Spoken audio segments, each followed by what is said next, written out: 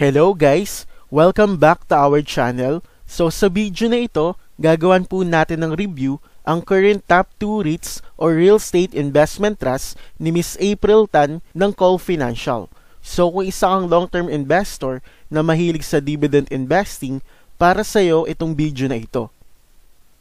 So ang una po sa ating listahan, C-REIT or Citicorp Energy REIT Corporation. So if we check their financials, makikita natin na from 2019 to their latest trailing 12 months, consistent na tumaas yung kanilang revenue at net income. At meron silang 5-year average growth sa kanilang revenue na 88.04%, while 152.78% for their net income. So mataas yung 5-year average growth ng company dahil na rin sa biglaang pagtaas ng kanilang financials noong 2022. And since last quarter lang ng 2021 na list sa PSE ang C-REIT, maganda kung i-consider din natin yung kanilang 2-year average growth. So for the revenue, meron silang 22.57% na 2-year average growth, while 8.84% for their net income. And for their equity, makikita natin na consistent din itong tumaas from 2019 to third quarter ng 2023 at meron silang 5-year average growth na 94.85% while 1.26% for 2-year average growth. At para malaman natin kung kaya bang bayaran ng C-REIT yung kanilang short-term obligation, kunin natin yung kanilang current ratio. Para makuha yun, kailangan lang nating i-divide yung current assets sa current liabilities. So yung current ratio ng C-REIT ay 2.71. Para sa akin, yung good current ratio is between 1.2 to 2. So meaning, merong attractive current ratio ang C-REIT. At para naman sa debt to equity ratio ng C-REIT, para makuha yun, kailangan lang nating i-divide yung total debt sa total equity. So yung debt to equity ratio ng C-REIT ay 1.01. Based sa ating criteria, nasa typical companies ito. Though unti na lang, nasa low risk na siya. So by that, we can say na meron silang attractive debt to equity ratio. At masasabi natin na majority ng pondo na ginagamit sa operations ay hindi galing sa utang. So yung current EPS or earnings per share ng C-REIT ay 0.208. While yung kanilang PE ratio ay 12.34. So meaning, we are paying 12.34 pesos to earn 1 peso. And for me, that is attractive. At para naman sa intrinsic value ng C-REIT, ang ating computed intrinsic value ay 3.71 pesos. Using the margin of safety na 30%, ang ating buy below price ay 2.60 pesos. At para naman sa dividends ng C-REIT, last 2023, nagbigay sila ng total dividends na 0.196 pesos. Sa current price na 2.69 pesos, bibigyan niya tayo ng 7.29% na dividend yield. At ito ay may payout ratio na 94.12%. Base ito sa kanilang trailing 12 months na net income.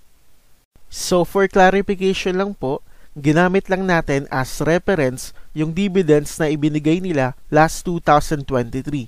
So para makagawa po kayo ng projected dividend yield at para malaman nyo kung kaya ba nilang masustain yung kanilang dividends, need nyo pong i-monitor yung kanilang quarterly income.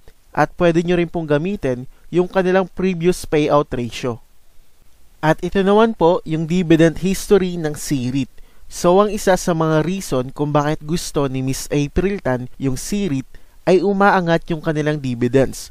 From 0.044 last August 2022, nasa 0.049 na yung kanilang previous dividends last December 2023.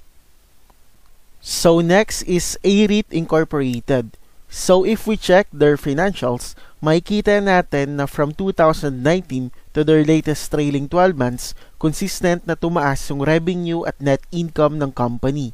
At meron silang 43.71% na 5-year average growth for their revenue while 35.71% for their net income. And for their equity, consistent din itong tumaas from 2019 to third quarter ng 2023 at meron itong 78.44% na 5-year average growth. So yung current ratio ng A-REIT ay 0.75. Para sa akin, yung good current ratio is between 1.2 to 2. So meaning, di ganun ka-attractive yung current ratio ng A-REIT. And yung debt to equity ratio ng A-REIT ay 0.04. Based sa ating criteria, nasa low risk ito. So by that, we can say na meron silang attractive debt to equity ratio and majority ng kanilang pondo para sa operation ay hindi galing sa utang.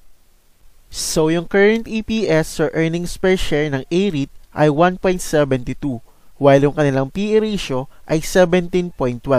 So meaning, we are paying 17.12 pesos to earn 1 peso. And for me, right now, di ganun ka-attractive yung PE ratio ng A-REIT. So, para naman sa intrinsic value ng A-REIT, ang ating computed intrinsic value ay 47.93 pesos. Using the margin of safety na 30%, ang ating buy below price ay 33.55 pesos. At para naman sa dividends ng A-REIT, last 2023, nagbigay sila ng total dividends na 2.12 pesos. Sa current price na 34.10 pesos, bibigyan niya tayo ng 6.22% na dividend yield. At nasa 109.41% yung payout ratio. So sa mga nagtataka po kung bakit mataas yung payout ratio, una, dahil gumamit po tayo ng net income for trailing 12 months. Mababa po kasi yung net income ng company noong quarter 4 ng 2022. Pangalawa, dahil po tumaas yung common shares ng company noong last quarter ng 2023. So magbabago po yung kanilang payout ratio once na nilabas na nila yung kanilang annual report for 2023. At ito naman po yung dividend history ng A-REIT. So ang kagandahan sa A-REIT, consistent silang nagbibigay ng dividends at tumataas ito. From 0.31 pesos noong August 2020, nasa 0.55 pesos na yung kanilang previous dividends noong November 2023. That's why isa rin to sa pinakagustong REIT ni Miss April Tan. Ayun lamang guys ang ating review para sa current top 2 REITs or Real Estate Investment Trust ni Miss April Tan ng Call Financial. Sana nakatulong sa inyo itong video na ito. Kung nakatulong man, please don't forget to like this video at kung bago ka sa ating channel, please subscribe and hit the bell button para updated ka sa mga future videos na i-upload natin. Maraming salamat po.